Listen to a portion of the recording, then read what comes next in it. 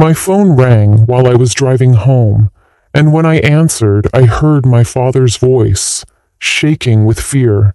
He said, "Turn off your phone right now. They're tracking you. Do not go to the house." I asked him who was tracking me, but he didn't answer. He just whispered, "They're already close. Do not let them find you." And the line went dead.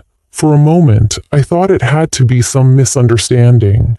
But 10 minutes later, I looked in my rearview mirror and saw 3 black cars speeding toward me, blocking every way out.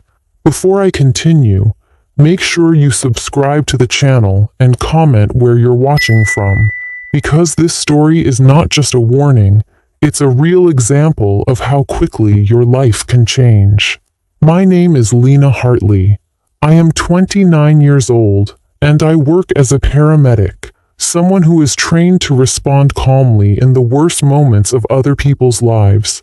I never imagined I would become the one needing rescue. For most of my adult life, I believed I understood danger. I knew how to handle panic. I knew how to stay rational, and I trusted that emergencies came with answers. But the call I received from my father that day didn't come with any answers. It came with fear, his fear, and that's what terrified me the most. My father, William Hartley, was not the type of man who panicked. He was a former intelligence analyst who saw things in the world that normal people never heard about. Even after retirement, he was always careful. He never used voice assistants, refused social media, and unplugged the Wi-Fi every night before going to bed. I used to tease him about being paranoid. But after my mother passed away earlier this year, I began spending more time with him. That's when I noticed something had changed. Not just in his habits, but in his eyes. He was watching the windows more often, checking his phone less, and every time a dark SUV passed our street, he would stand completely still until it was gone. On the day everything happened, I had just finished a long shift and stopped at the grocery store to pick up ingredients for dinner. Dad had finally agreed to let me cook for him, and I was excited, almost relieved, to have a normal evening. The sun was setting as I drove through the familiar roads to our neighborhood. Everything looked quiet, peaceful, the kind of safety you don't question. My phone buzzed with a text from my brother Jason, reminding me to lock my door when I got home. He worked in cybersecurity and was always sending warnings. I glanced at the message, smiled, and put my phone back into the cup holder. A few minutes later, my phone rang. It was my father. I answered casually, expecting him to ask what time I'd arrive, but there was no greeting, no hello, only his breathing, heavy, uneven. My chest tightened instantly. Something was wrong. "Dad?" I said. That's when his voice came through, low and urgent. "Turn off your phone. Right now. They're tracking you. Do not go to the house." My mind struggled to catch up. "Who is tracking me?" I asked. "What are you talking about?" I heard a door close on his end, like he was moving quickly. My father almost never raised his voice, but when he spoke again, his tone was sharp. "Lena, listen to me. If you go home, they will find you. Turn off your phone and get off the road." Then, he hung up. At first, I didn't move. I just stared ahead at the road, gripping the steering wheel, trying to process what I had just heard. Was he in danger? Was this some kind of medical emergency? Had someone broken into our home? But then my phone buzzed again. Unknown number. Another buzz. Then another. My father never called without reason, and he never told me to run. I lifted my eyes to the rearview mirror, and that's when I saw them. 3 black SUVs turning onto the road behind me, accelerating fast. They stayed perfectly aligned, like they weren't just driving, they were moving with a purpose. My heartbeat quickened. Everything inside me screamed that my father had been telling the truth. And at that moment, I realized I wasn't driving home anymore. I was being hunted. The moment I saw those black SUVs appear in my rearview mirror, everything inside me shifted from confusion to pure survival. They were not just cars.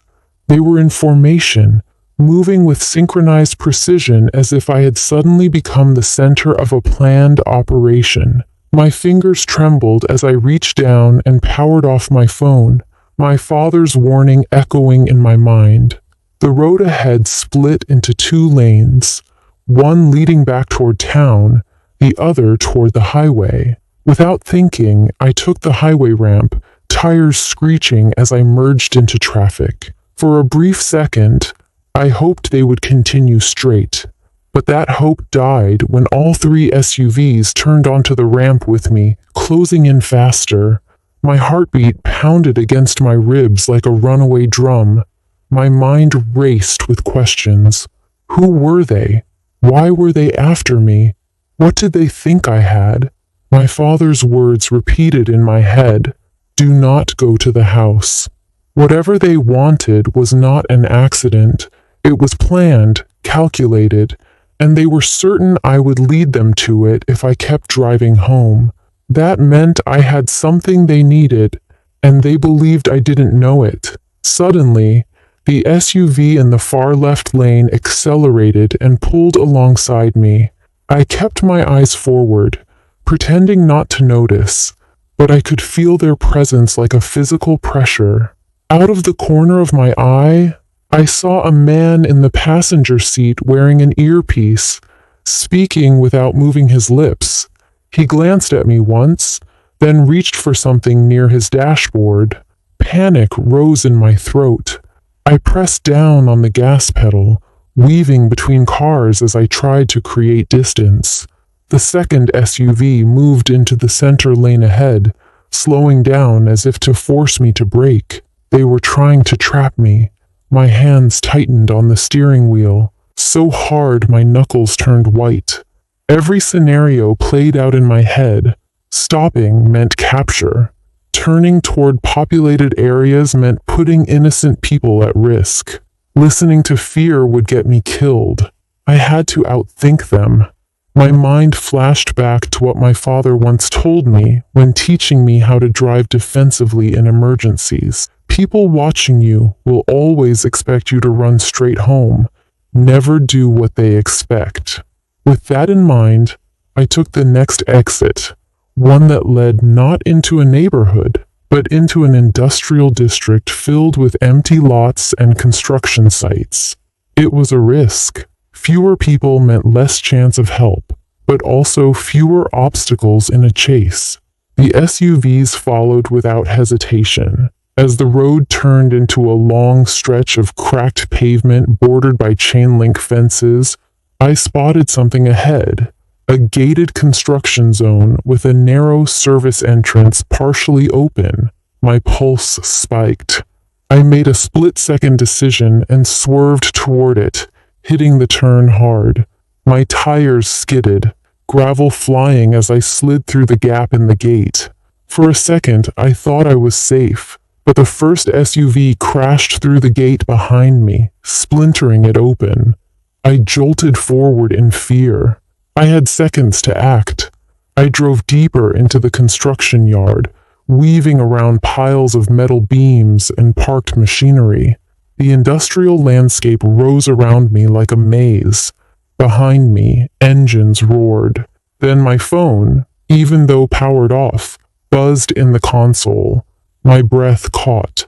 Was it still active, or had it received a delayed alert from a device not controlled by me? Before I could think further, my brother's voice came through the car's Bluetooth system. The phone must have reconnected for a split second while powering down. "Lena," Jason's voice said urgently. "They are using signal triangulation. It doesn't matter if your phone is off. Your car is connected. Shut down the tracker in your dashboard." My eyes darted to the center console where the infotainment system blinked.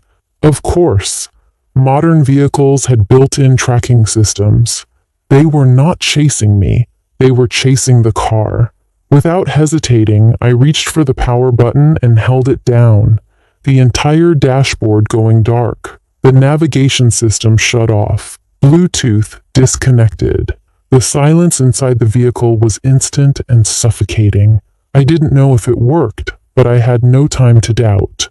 Up ahead, the construction site opened into a wide gravel clearing with exits on either side. I took the narrower exit toward the tree line, branches scraping the sides of my car as I pushed through an unpaved access road. Behind me, the SUVs slowed. They were no longer chasing in formation. They had lost my exact position due to the tracker being disabled. For the first time since the call, I could breathe, but only for a second. Jason's voice came again through a backup channel in the car's speaker system, one that didn't rely on a phone. "Listen carefully," he said, his voice low and tense. "Dad knew this was coming. You need to get to him, but you must not drive to the house. They are already there." In that moment, a single terrifying truth hit me. This wasn't random. This wasn't a mistake. My family had been living under a threat I knew nothing about, and now I was in it too. And whatever they were after was already connected to me. The trees whipped past my windows as I drove deeper into the access road, my heart still pounding from the near capture. I gripped the wheel tightly, trying to keep control of both the car and my spiraling thoughts.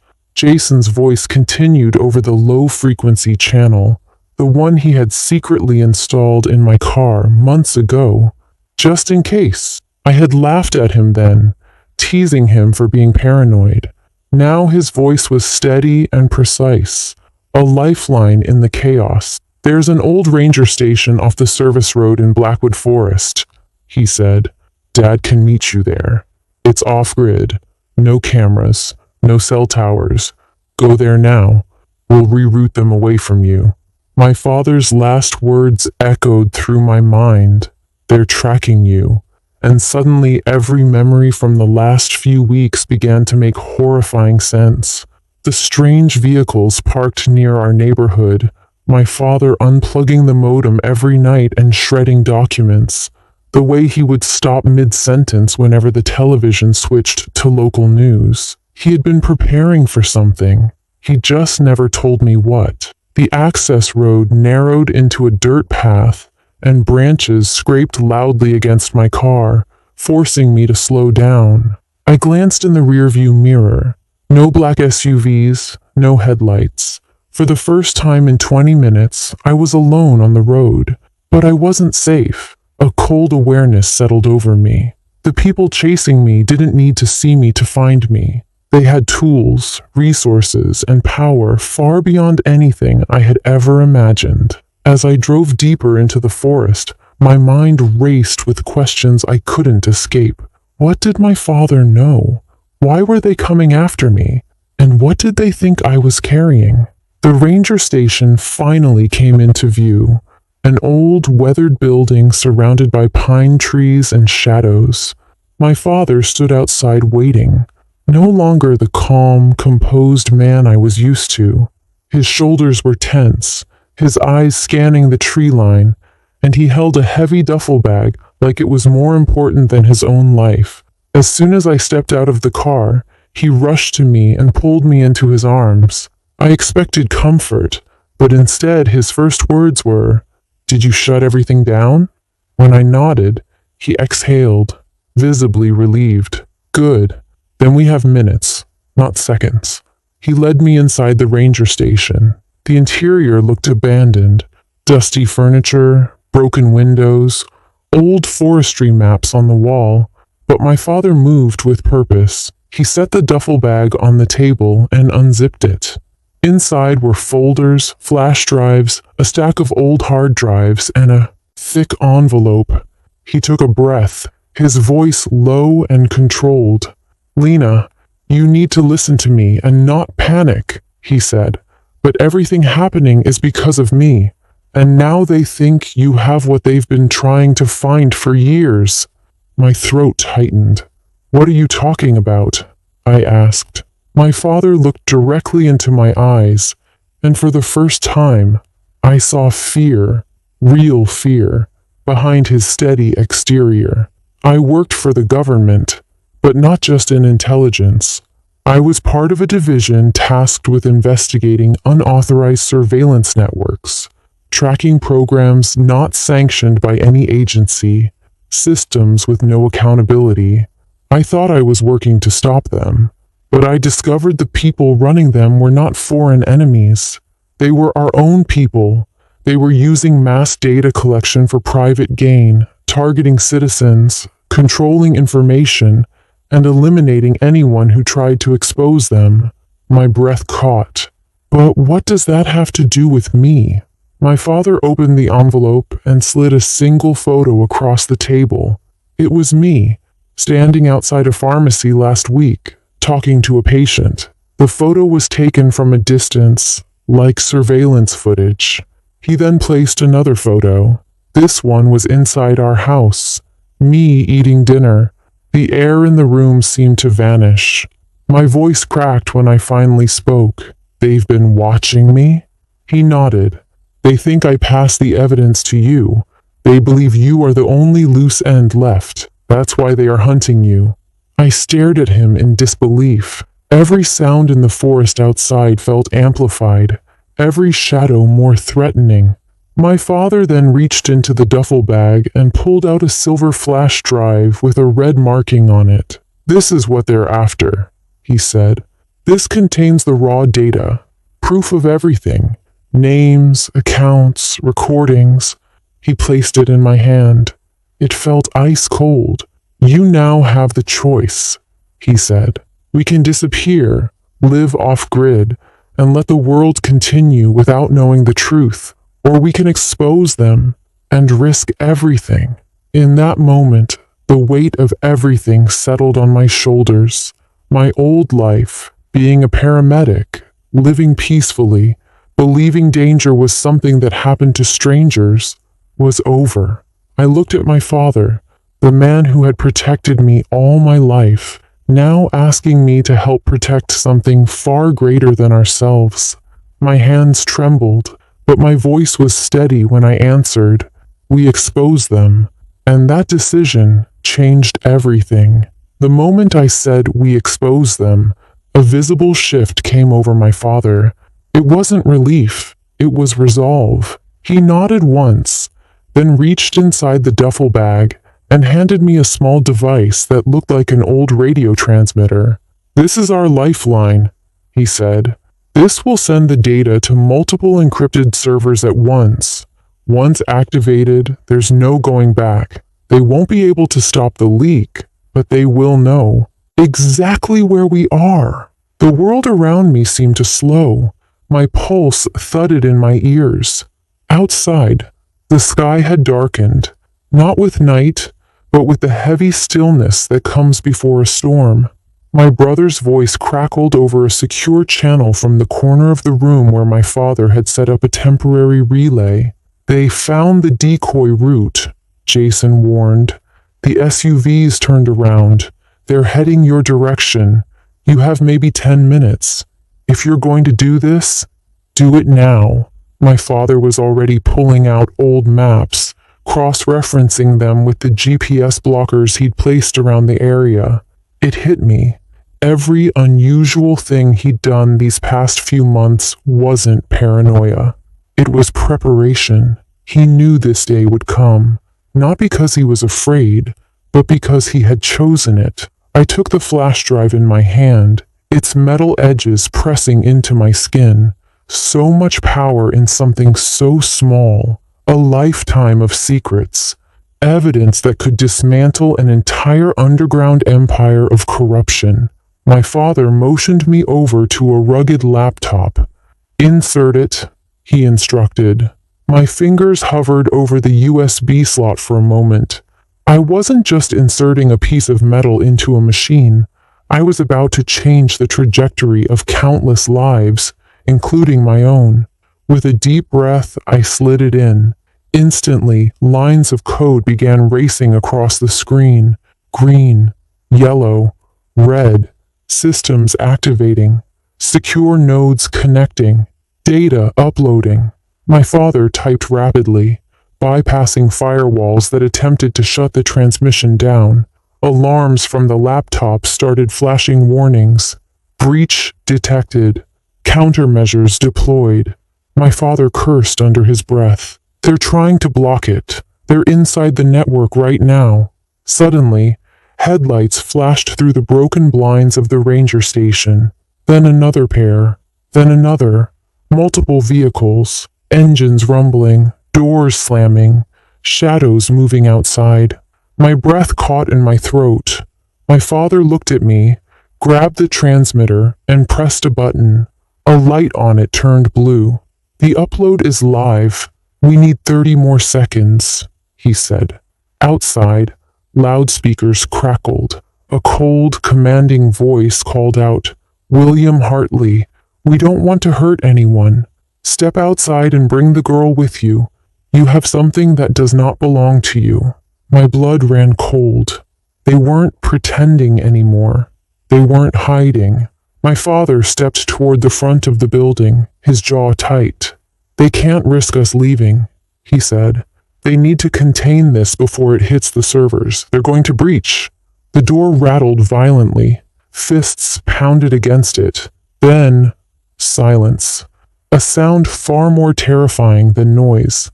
My father's eyes flicked to the upload status. 78%, 82%, 87%. Jason's voice came through once more. "Dad, Lena, they deployed a jamming field. Once the upload hits 100, you must destroy the transmitter or they will trace the route and shut it down from the source." My father nodded. "Understood." He tossed me a second device. "When I say run, you run. Don't look back." Outside, a metallic clink echoed, followed by a deafening explosion as the door was blown off its hinges. Smoke and debris clouded the air. Figures in tactical gear flooded into the room. My father stood his ground. "Keep them away from the laptop," he shouted. I ducked behind an overturned table, clutching the transmitter to my chest. The screen showed 92%, 95%, 97%. One of the tactical agents spotted the computer and lunged forward. My father met him head-on, tackling him to the ground. Another agent raised a weapon toward my father. Time slowed. Without thinking, I ran forward, slamming the transmitter against the wall to divert attention. The leader turned his gaze toward me, eyes cold, emotionless. "You don't know what you're doing," he said quietly. "That data will cause global instability. Economies will collapse. People will lose everything." My voice came out steady, surprising even me. "People are already losing everything because of you." Behind him, the upload reached 100%. A loud beep filled the air. My father looked at me across the chaos. In his eyes I saw pride, sorrow, and finality all at once. "It's done," he said. Then he smashed the laptop with the butt of his gun. The leader's expression hardened. He gave a single nod to his men. They surged forward. My father turned to me one last time. "Run!" I ran through the back exit as gunfire erupted inside the station. Branches tore at my clothes as I sprinted into the forest. The transmitter still clutched in my hand. My legs burned. My lungs screamed, but I didn't stop. Behind me, the sky glowed with the lights of helicopters now swarming overhead. The truth was out. There was no going back. Everything had been set in motion. In that moment, I understood. I was not just running for my life. I was running into a new future, one where my name would be forever linked to the day the world woke up. I ran through the forest until my lungs ached, and every muscle in my body begged me to stop, but adrenaline kept pushing me forward. Behind me, the sky flashed with searchlights, and the echo of distant shouts faded into the trees. I didn't know whether my father was still alive, or if he had sacrificed himself in those final seconds, But I knew one thing with absolute certainty. The upload had completed. The truth was no longer trapped in a hidden drive or buried beneath layers of government secrecy. It was out. Irreversible. In the moments that followed, the world responded faster than anyone expected. News stations across the globe were interrupted with emergency broadcasts. Websites began crashing as millions of people tried to access the leaked files. Names of powerful individuals, CEOs, elected officials, intelligence officers, it was all there, exposed in real time. Live data maps showed international wire transfers, recorded conversations, secret surveillance programs, tracking citizens without their knowledge. Social media exploded. Every channel, every platform, every screen in the world was suddenly reflecting a single truth. The people we trusted most had been using that trust against us. I found refuge in an abandoned fire lookout cabin deep in the woods, following coordinates my brother had texted me on a secure line before all networks became overloaded.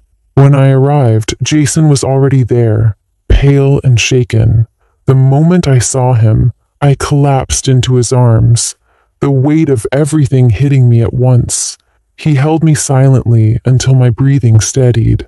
Dad knew this was the only way, he said quietly. He knew his life would be the price. Tears stung my eyes, but I didn't let them fall. Somehow I could still feel my father's presence with me, not as a memory, but as a force, pushing me to stay strong. Over the next few days, the world transformed in a way no one could have predicted. Governments scrambled to deny involvement, but the data was indisputable. Civilian protests erupted worldwide. Some cities went into lockdown to control the public response. Investigations began, arrests were made, resignations happened hourly. The people had been handed the truth, and now history itself was being rewritten in real time. But exposure did not mean safety. If anything, I became a symbol, unintentionally, a key witness, a threat to those who remained unexposed. There was no going home. My face was already circulating online with headlines like, "Daughter of whistleblower may hold final evidence." Some called me a hero, others called me a criminal, but I wasn't either. I was just a person who chose to do what was right when the world around me had traded right for power. Jason and I were placed under federal protection, not from justice, but from retaliation. We lived in undisclosed locations, never staying in the same place for too long. Life became a series of safe houses and encrypted messages. Yet for the first time in a long time, I did not feel afraid. I felt awake, alive. There was grief in me, heavy, constant, for my father and the life I had lost. But there was also something else, purpose. Weeks later, I received a sealed letter without a name. Inside was a short handwritten message in my father's handwriting. The note said, "If you are reading this, it means you had the courage to do what I could not. They took everything from us because we saw what they wanted the world to ignore. But you gave that world a choice. Never regret choosing truth. Whatever happens next, you changed everything." I held that letter to my chest and finally let the tears fall. I didn't know where my future would lead or how long I would have to live in the shadows. But I knew this. I had honored my father's last act. I had protected the truth he died for. And somewhere inside, I hoped that one day I would be able to walk in the open world again, not as someone hiding, but as someone free. In the end, this isn't a story about fear. It's a story about awakening, about the moment you realize that the most dangerous people are not the ones hiding in the dark, but the ones standing in the light, pretending to be protectors, while quietly pulling the strings of our lives. My name is Lena Hartley, and my life will never be the same. But if sharing my story can remind even one person to question what they're told, to pay attention when something doesn't feel right, then every sacrifice will be worth it. If this story opened your eyes or made you realize how easily our lives can be controlled without us even noticing, make sure you subscribe to the channel right now and comment where you're watching from. Your voice matters, and your awareness is your greatest protection.